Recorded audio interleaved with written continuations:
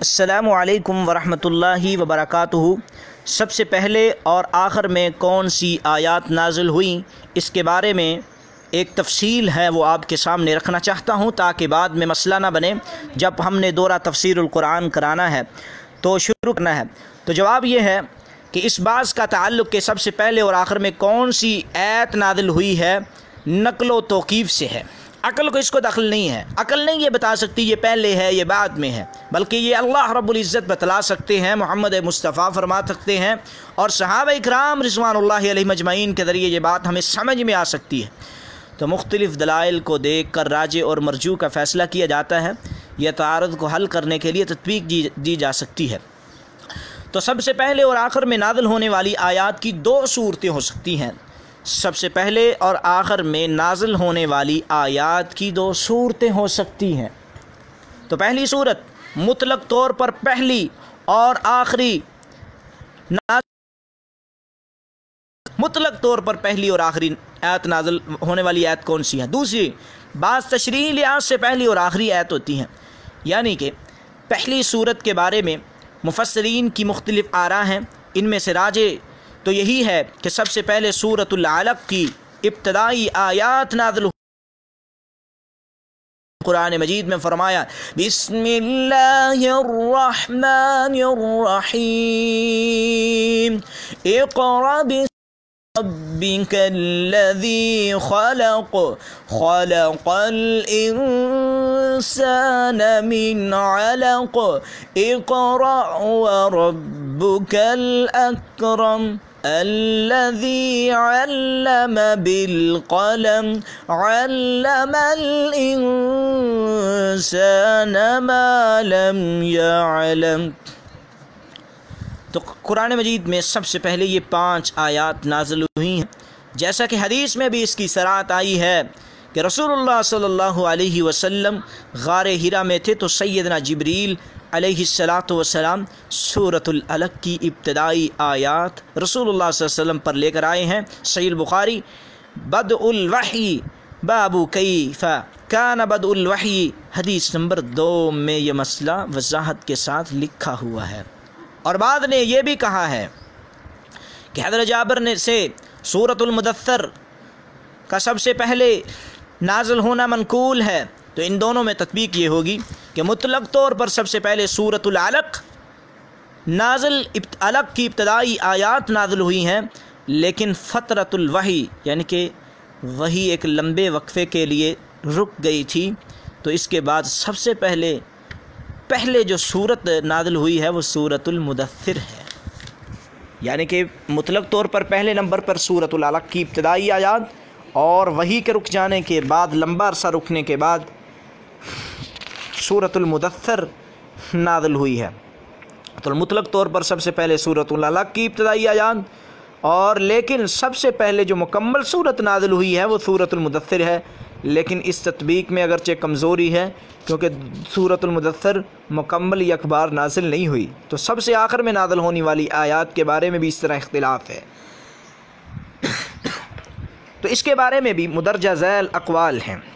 Number 1، بعض کے نزدیک سب سے پہلے اور آخر میں نازل ہونے والی آیت یہ ہے جس طرح کہ سورۃ البقرہ آیت نمبر 281 میں اللہ رب العزت فرماتے ہیں وَاتَّقُوا يَوْمًا تُرْجَعُونَ فِيهِ إِلَى اللَّهِ ثُمَّ تُوَفَّى كُلُّ نَفْسٍ مَا كَسَبَتْ وَهُمْ لَا يُظْلَمُونَ۔ اس کی تائید میں ابن عباس رضی اللہ تعالی عنہ کا قول پیش کیا جاتا ہے کہ اس آیت کے نازل ہونے کے بعد آپ صلی اللہ علیہ وسلم صرف 9 دن زندہ رہے،